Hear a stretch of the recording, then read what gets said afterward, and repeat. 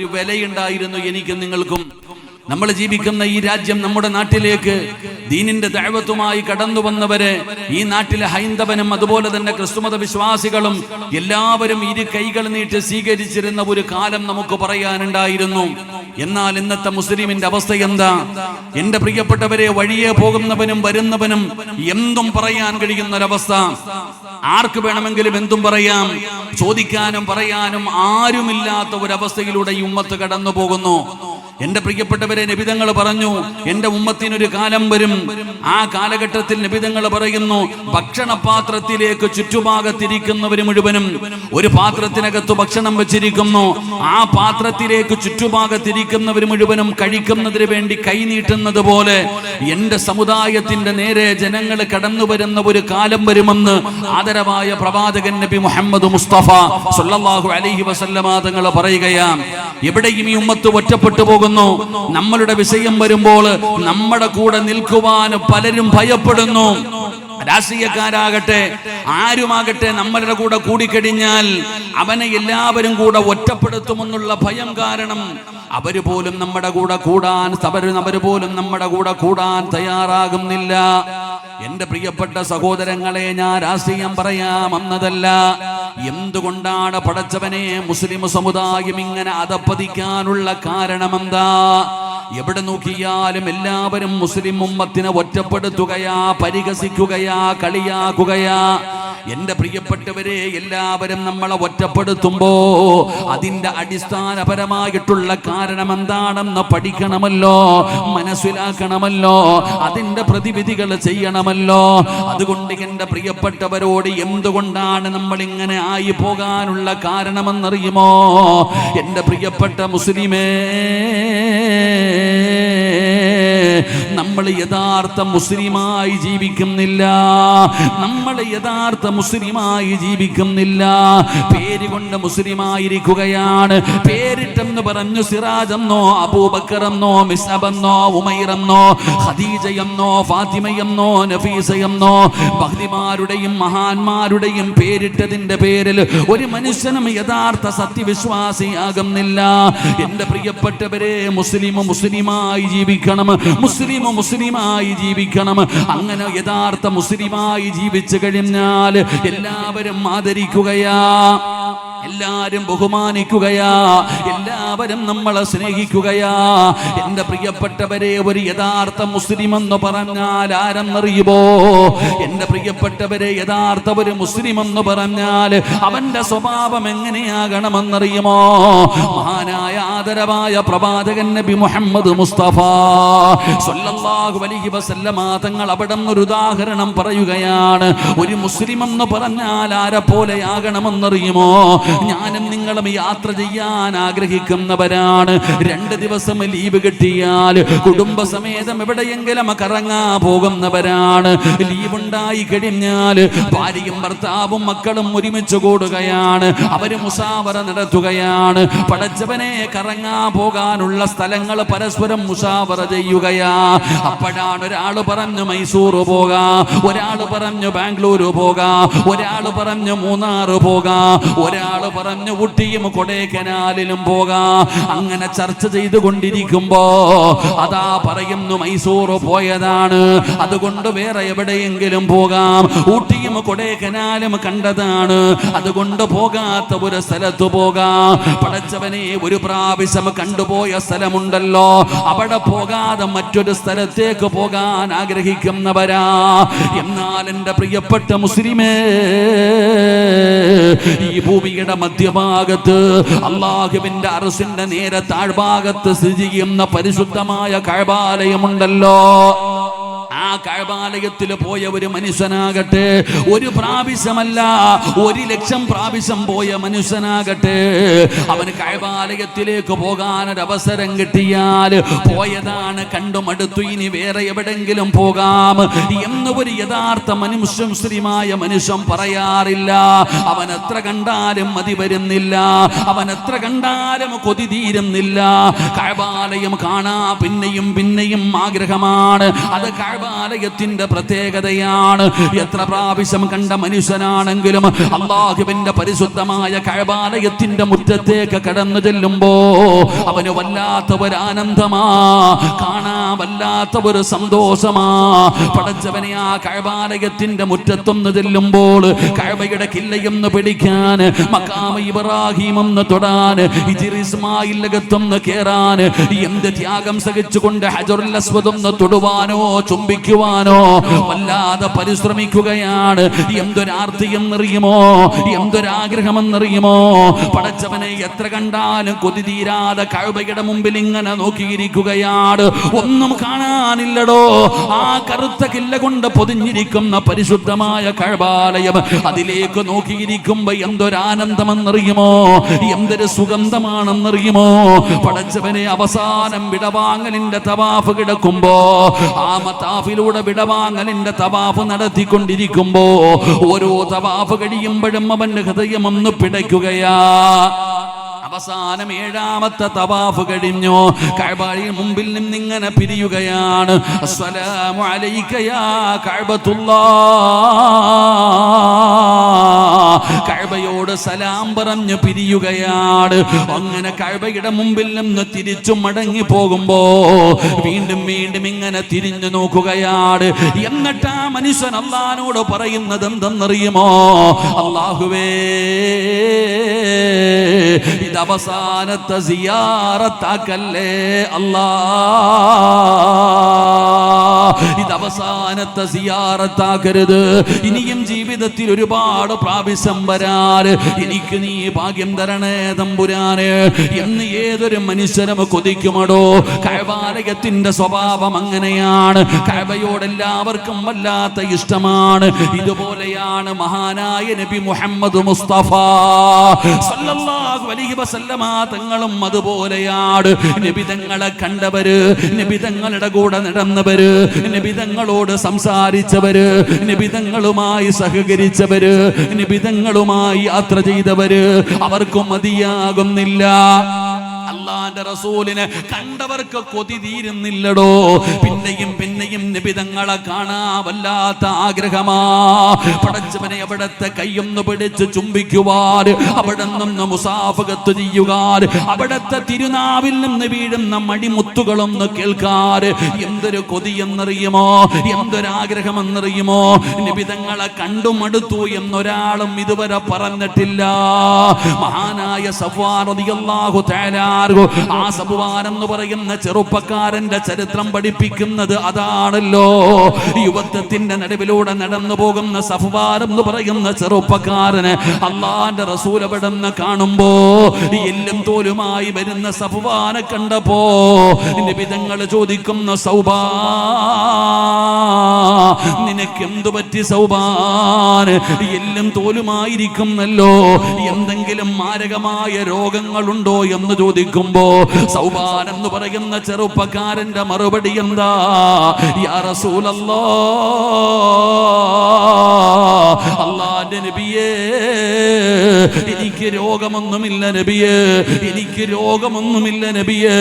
നീ എന്തേ ഇങ്ങനെയായത്? ഭക്ഷണം കഴിക്കാൻ പറ്റുന്നില്ല നബിയേ, ഉറങ്ങാൻ പറ്റുന്നില്ല നബിയേ, വല്ലാത്ത ടെൻഷനാണ് നബിയേ. അല്ലാഹുവിന്റെ റസൂൽ ചോദിക്കുന്നു, എന്തുകൊണ്ടാണ് ഭക്ഷണം കഴിക്കാൻ കഴിയാത്തത്? എന്തുകൊണ്ടാണ് ഉറങ്ങാൻ കഴിയാത്തത്? യാ റസൂലല്ലാഹ്, അങ്ങയുടെ മുമ്പിൽ വന്നിരിക്കുമ്പോൾ എനിക്ക് വല്ലാത്ത സന്തോഷമാ. അങ്ങയെ കണ്ടുകൊണ്ടിരിക്കുമ്പോ എനിക്ക് വല്ലാത്ത സന്തോഷമാണ്. എനിക്കൊരു ടെൻഷനുമില്ല നബിയേ, വല്ലാത്ത സമാധാനമാണ് നബിയേ. അങ്ങയെ കാണാതെ വന്നു കഴിഞ്ഞാൽ എനിക്ക് വല്ലാത്ത ടെൻഷനാണ് നബിയേ. അല്ലാഹുവിന്റെ പ്രവാചകന്റെ സ്വഭാവം അങ്ങനെയാണോ? കണ്ടാ പിന്നെയും പിന്നെയും കാണാൻ കൊതിക്കുകയാ, പോകാൻ കൊതിക്കുകയാ, സംസാരിക്കാൻ കൊതിക്കുകയാ, യാത്ര ചെയ്യാൻ കൊതിക്കുകയാ, ചാരത്തു ചെല്ലാൻ കൊതിക്കുകയാ. അത് മുത്തുനബിയുടെ സ്വഭാവമാണ്. ഈ സ്വഭാവമാണ് ഒരു യഥാർത്ഥ സത്യവിശ്വാസിയായ മനുഷ്യന് വേണ്ടത്. ഒരു മുഅ്മിൻ എന്ന് പറഞ്ഞാൽ അതുപോലെയാകണം, ഒരു മുസ്ലിം എന്ന് പറഞ്ഞാൽ അതുപോലെയാകണം. എല്ലാവരും അവനെ നോക്കുക, നോക്കുകയാണ്. എല്ലാവരും, എല്ലാ മതവിശ്വാസികളും ഒരു മുസ്ലിമിന്റെ ജീവിതത്തിലേക്ക് നോക്കുകയാണ്. പടച്ചവനെ, മുസ്ലിമായാൽ പിന്നെ ഉപദേശം വേണ്ട, പിന്നെ വഅദ് പറച്ചില് വേണ്ട. അല്ലാഹുവിന്റെ ദീനിലേക്ക് ജനങ്ങൾ കടന്നു വരികയാ. മുസ്ലിമീങ്ങളുടെ ജീവിതം കണ്ടിട്ട് മറ്റുള്ളവർ അല്ലാഹുവിന്റെ ദീനിലേക്ക് കടന്നു വരികയാണ്. വല്ലാത്ത ഒരു ജീവിതമാണ്. എന്റെ പ്രിയപ്പെട്ടവരെ, ഇത് മനസ്സിലാകണമെങ്കിൽ എന്റെ പ്രിയപ്പെട്ട സഹോദര, അബൂ ഹുറൈറ റളിയല്ലാഹു തആല അൻഹു നിവേദനം ചെയ്യുന്ന ഹദീസിൽ കാണാം, പടച്ചവനെ, യമനിലെ രാജാവാണ് സുമാമ എന്ന് പറയുന്ന ഭരണാധികാരിയുണ്ടല്ലോ, അവൻ ഇസ്ലാമിനോട് വല്ലാത്ത വെറുപ്പാണ്, നിബിധങ്ങളോട് വല്ലാത്ത വെറുപ്പ്. അല്ലാഹുവിന്റെ പ്രവാചകനെ 3 പ്രാവശ്യം കൊല്ലാൻ നോക്കിയവനാ. അല്ലാഹുവിന്റെ പ്രവാചകനെ വധിക്കുന്നതിന് വേണ്ടി നിബിധങ്ങളെ കൊല്ലാൻ പോയവനാണ്. പടച്ചവനെ, നിബിധങ്ങളെ കൊല്ലാൻ പോയവനാണ്. ആ സുമാമ എന്ന് പറയുന്ന മനുഷ്യനുണ്ടല്ലോ, അല്ലാഹു സുബ്ഹാനഹു വ തആല മുത്തുനബിയെ രക്ഷപ്പെടുത്തുകയാണ്, അല്ലാഹുവിന്റെ റസൂലിനെ രക്ഷപ്പെടുത്തുകയാണ്. സുമാമയ്ക്ക് ദേഷ്യമായി, മുഹമ്മദിനെ കൊല്ലാൻ പറ്റിയില്ല. അതുകൊണ്ട് ഒരുപാട് സ്വഹാബത്തിനെ ഒളിഞ്ഞിരുന്ന് വധിച്ചു കളയുകയാ. ഒരുപാട് മുസ്ലിമീങ്ങളെ കൊന്നുകളഞ്ഞടോ. അവന് മുസ്ലിമീങ്ങളെ ഉപദ്രവിക്കുകയാണ്. മുത്തുനബിയുടെ മുമ്പിൽ പരാതി വന്നു. സുമാമയെ കുറിച്ച് നബി തങ്ങളുടെ മുമ്പിൽ സ്വഹാബത്ത് വന്നു പരാതി പറഞ്ഞു. അല്ലാഹുവിന്റെ റസൂലിന്റെ പ്രഖ്യാപനമാണ്, സ്വഹാബാ, സുമാമയെ കിട്ടുന്നവര് കൊന്നുകളഞ്ഞേക്കണം സ്വഹാബാ. സുമാമയെ കൊല്ലാൻ നബി തങ്ങൾ പറയുകയാണ്. അത്രയും ഉപദ്രവമാണ്, അവൻ അത്രയും വലിയ ഉപദ്രവമാണ് പടച്ചവനെ ചെയ്തുകൊണ്ടിരിക്കുന്നത്. അതുകൊണ്ട് എവിടെ വെച്ച് കണ്ടാൽ കൊന്നുകളയാൻ നബി തങ്ങൾ പറയുകയാണ്. എന്റെ പ്രിയപ്പെട്ടവരെ, സ്വഹാബത്ത് തിരഞ്ഞു നടക്കുകയാ. അങ്ങനെ ഇരിക്കുമ്പോഴാണ് മദീനയിൽ പാതിരാത്രി ഒരു മനുഷ്യനെ കാണുകയാ. അസബയത്തു മദീനയിൽ ഒരു മനുഷ്യനെ കാണുകയാണ്. സ്വഹാബത്ത് പിടിക്കുകയാണ്. ചോദിക്കുന്നതിന് മുൻപുറമ കള്ളത്തരമാണ് പറയുന്നത്. അവൻ ദേഷ്യപ്പെടുകയാണ്. സ്വഹാബത്തിന് അവന്റെ വിഷയത്തിൽ സംശയമായി. ഇവൻ ഇസ്ലാമിനെ സ്നേഹിക്കുന്നവനാണോ, ഇസ്ലാമിന്റെ ശത്രുവാണോ അറിയുന്നില്ലല്ലോ. അല്ലാഹുവിന്റെ റസൂല് വന്നിട്ട് തീരുമാനമെടുക്കാം. അങ്ങനെ ആ മനുഷ്യനെ പിടിച്ചു കൊണ്ടുപോയി മസ്ജിദ് നബവിയിൽ കൊണ്ട് കെട്ടിയിടുകയാണ്. പള്ളിയിൽ കൊണ്ടുവന്ന് തൂണിൽ കെട്ടിയിടുകയാണ്. നിബിധങ്ങൾ വന്ന് തീരുമാനിക്കട്ടെ. പിറ്റേ ദിവസം നേരം വെളുത്തു. ബിലാൽ വിളിക്കുന്നു, അസ്വലാത്തു ഖൈറും മിനൻ നൗം. അല്ലാഹുവിന്റെ പള്ളിയിൽ നിന്ന് സുബഹിയുടെ ബാങ്ക് വിളിക്കുകയാണ്. എല്ലാവരും പള്ളിയിലേക്ക് കടന്നു വന്നു. അല്ലാഹുവിന്റെ പ്രവാചകൻ നിബിധങ്ങൾ വന്നപ്പോ സ്വഹാബത്ത് പറയുന്നു, നബിയേ, യാ റസൂലല്ലാഹ്, അല്ലാഹുവിന്റെ റസൂലേ, ഇന്നലെ ആ സമയത്തൊരു മനുഷ്യനെ കിട്ടി നബിയേ. അവൻ ഇസ്ലാമിന്റെ ശത്രുവാണെന്ന് തോന്നുന്നു നബിയേ. കൊണ്ടുവന്ന പള്ളിയുടെ തൂണിൽ കെട്ടിയിരിക്കുകയാണ്. അങ്ങ് വന്നിട്ട് തീരുമാനമെടുക്കാം. അല്ലാഹുവിന്റെ റസൂല് ചെല്ലുകയാണ്. ആരാണ് പടച്ചവന്? മസ്ജിദ് നബവിയുടെ തൂണിൽ കെട്ടിയിരിക്കുന്ന മനുഷ്യനാരാണ്? മുത്തുനബി ചെന്ന് നോക്കുകയാണ്. അല്ലാഹുവിന്റെ റസൂല് ചെന്ന് നോക്കുകയാണ്. എന്നിട്ട് ചോദിക്കുന്നു, സ്വഹാബാ, ഈ കിടക്കുന്നവനാരാണെന്നറിയുമോ സ്വഹാബാ? അല്ലാഹുവിന്റെ പ്രവാചകന്റെ ചോദ്യമാണ്. ഈ കിടക്കുന്നതാരാണെന്നറിയുമോ? അറിയില്ല നബിയേ. ഇവനാരാണെന്ന് ഞങ്ങൾക്കറിയില്ല നബിയേ. അല്ലാഹുവിന്റെ പ്രവാചകനോട് സ്വഹാബത്ത് അവിടെന്ന് മറുപടി പറയുമ്പോ മുത്തുനബിയുടെ മറുപടി എന്തെന്നറിയുമോ? സ്വഹാബാ, ഇവനാണ് സുമാമ, ഇവനാണ് സുമാമ. നിബിധങ്ങൾ അവിടെന്ന് പറയുമ്പോ സ്വഹാബത്തിന്റെ കൈ ഇങ്ങനെ വിറയ്ക്കുകയാണ്. സുമാമയാണെന്ന് പറയുമ്പോ സ്വഹാബത്തിന്റെ രോമങ്ങൾ ഇങ്ങനെ തിളയ്ക്കുകയാണ്. പടച്ചവരെ, അല്ലാഹുവിന്റെ റസൂല് എവിടെ വെച്ച് കണ്ടാലും കൊന്നുകളയാൻ പറഞ്ഞ മനുഷ്യനാണ്. പള്ളിയുടെ തൂണിൽ കെട്ടിയിരിക്കുന്നത്. ഓരോരുത്തരും കൊതിക്കുകയാണ്, എന്നോട് പറഞ്ഞിരുന്നെങ്കിൽ, അല്ലാഹുവിന്റെ റസൂല് എന്നോടൊന്ന് പറഞ്ഞിരുന്നെങ്കിൽ. ഓരോരുത്തരും ആഗ്രഹിക്കുകയാണ്. അപ്പോഴാണ് നിബിധങ്ങളുടെ മറുപടി, സ്വഹാബാ, ഒരാൾ ഒരാള് പോലും തൊട്ടുപോകരുത്, ഒരാള് പോലും തൊട്ടുപോകരുത്. സുമാമയെ ഒരാള് പോലും ഉപദ്രവിക്കരുത്. അള്ളാന്റെ റസൂലിന്റെ പ്രഖ്യാപനമാണ്. ഇതാണോ ദീനെന്ന് പറയുന്നത്, ഇസ്ലാം മതമെന്ന് പറയുന്നത് ഇതാണ്. തന്റെ ശത്രുവിനെ കയ്യിൽ കിട്ടിയപ്പോ അള്ളാന്റെ റസൂല് പറയുന്ന ഒരാള് പോലും തൊട്ടുപോകാൻ പാടില്ല. രണ്ടാമത്തെ പ്രഖ്യാപനം സ്വഹാബാ, ഭക്ഷണം കൊണ്ടുവന്ന് കൊടുക്കണം സ്വഹാബാ, പാല് കൊണ്ടുവന്ന് കൊടുക്കണം സ്വഹാബാ. സ്വഹാബത്തിന് ദഹിച്ചില്ലടോ, അള്ളാഹുവിന്റെ റസൂലിന്റെ പ്രഖ്യാപനമാണടോ.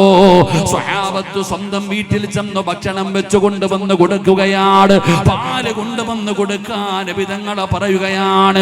മുത്തുനബി പോയടോ, പടച്ചവനെ സുമാമയോട് നബി തങ്ങൾ മിണ്ടിയില്ല. അള്ളാന്റെ റസൂൽ അവിടെ നിന്ന് പോവുകയാണ്. സ്വഹാബത്ത് ഭക്ഷണം കൊടുത്തു, സ്വഹാബത്ത് പാല് കൊണ്ട് കൊടുത്തു. സുമാമ കഴിച്ചും കുടിച്ചും കഴിയുകയാണ്. ഒരു ദിവസം കഴിഞ്ഞപ്പോ അള്ളാന്റെ റസൂല് ചോദിക്കുന്നു, മാതാ ഇന്ദക്കയാ സുമാമ, ഏ സുമാമ സുഖമാണോ സുമാമ? നബി തങ്ങൾ ചോദിക്കുമ്പോ സുമാമ പറയുന്നു, മുഹമ്മദേ എനിക്ക് സുഖമാണ് മുഹമ്മദേ, എനിക്ക് സുഖമാണ് മുഹമ്മദ്, നിനക്ക് വേണമെങ്കിൽ എന്നെ കൊന്നുകളയാ, ചോദിക്കാൻ ഒരാളുമില്ല. ഇത് നിന്റെ നാടാണ്, ഇവരെല്ലാവരും നിന്റെ ആൾക്കാരാണ്, നിനക്ക് വേണമെങ്കിൽ എന്നെ കൊന്നുകളയാ മുഹമ്മദേ. എന്നെ നീ വെറുതെ വിട്ടാ നിനക്ക് ആവശ്യമുള്ള സമ്പത്ത് താന്തരാ. അള്ളാഹുവിന്റെ റസൂലിനോട് സുമാമ പറയുമ്പോ നബി തങ്ങൾ മിണ്ടാതെ പോവുകയാണ്. രണ്ടാമത്തെ ദിവസമായി നബി തങ്ങൾ ചോദിച്ചു, സുഖമാണോ സുമാമ? ഒന്നാമത്തെ ദിവസം പറഞ്ഞ അതേ മറുപടി, നബി തങ്ങൾ മടങ്ങിപ്പോയി. മൂന്നാമത്തെ ദിവസമായി അള്ളാന്റെ റസൂൽ അപ്പോഴും ചോദിച്ചു, മാതാ എന്തൊക്കെയാ സുമാമ? സുമാമയുടെ മറുപടി അതുപോലെ തന്നെയാണ്. 3 ദിവസം കഴിഞ്ഞപ്പോ അള്ളാന്റെ റസൂല് പറഞ്ഞു, അഴിച്ചു വിട്ടേക്ക സഹാബാ, സുമാമയെ വെറുതെ വിട്ടേക്ക സ്വഹാബാ, സുമാമയെ വെറുതെ വിട്ടേക്ക സ്വഹാബാ. പടച്ചവനെ അവിടെ നിന്ന് അടിച്ചു വിടുകയാണ്. സ്വഹാബത്ത് മുഴുവനും നോക്കി നിൽക്കുമ്പോ അതാ സുമാമ ഇറങ്ങി പോവുകയാണ്. എല്ലാവരുടെ മുമ്പിലൂടെ ചിരിക്കുന്ന മുഖത്തോടെ സുമാമ ഇറങ്ങി പോവുകയാണ്. അല്ലാഹുവേ, സ്വഹാബത്ത് ഒരാൾ പോലും മിണ്ടിയില്ല.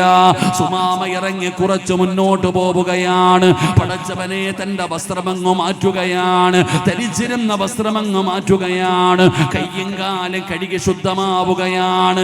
എന്നിട്ട് ഇലാ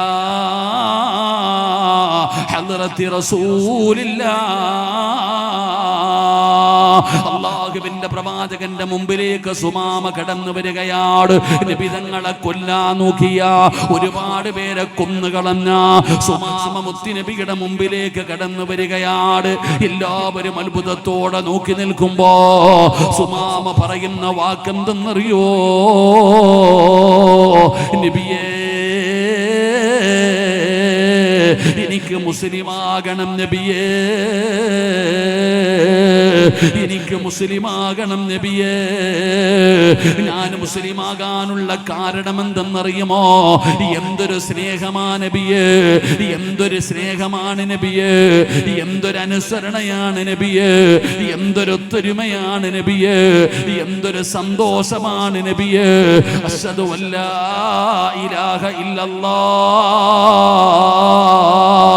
അവിടുന്ന് ഷഹാദത്ത് കലിമ പറഞ്ഞ് വിശുദ്ധമായ ദീനിലേക്ക് സുമാമ എവിടെന്ന് കടന്നു വരികയാണ്. സുമാമയുടെ മറുപടി, നബിയേ, ലോകത്ത് ഏറ്റവും കൂടുതൽ വെറുത്തിരുന്ന മുഖം അങ്ങയുടെ മുഖമാ. എനിക്ക് വെറുപ്പായിരുന്നു നബിയേ, അങ്ങയുടെ മുഖം കാണുന്നത് എനിക്ക് വെറുപ്പായിരുന്നു. എന്റെ ജീവിതത്തിൽ ഞാൻ ഏറ്റവും കൂടുതൽ കാണാൻ ആഗ്രഹിക്കുന്ന മുഖം അങ്ങയുടെ മുഖമാണ്. മദീനയോട് വെറുപ്പായിരുന്നു, അങ്ങ് താമസിക്കുന്ന നാടിനോട് വെറുപ്പായിരുന്നു, മദീന വിട്ടു പോകാൻ മനസ്സ് വരുന്നില്ല നബിയേ.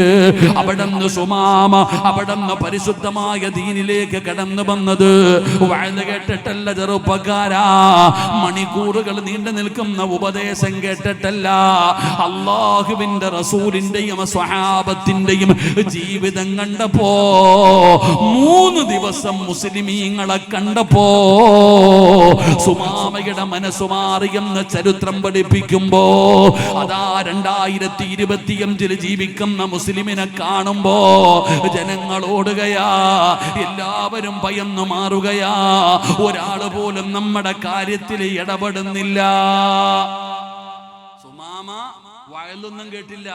അള്ളാന്റെ റസൂൽ സല്ലല്ലാഹു അലൈഹി വസല്ലമ തങ്ങളുടെയും സ്വഹാബത്തിന്റെയും 3 ദിവസത്തെ ജീവിതം കണ്ടപ്പോ സുമാമ മുസ്ലിമായി. അള്ളാഹു നമുക്ക് ഈമാൻ തരുമാറാകട്ടെ. അള്ളാഹു നമുക്ക് ഈമാൻ തരുമാറാകട്ടെ.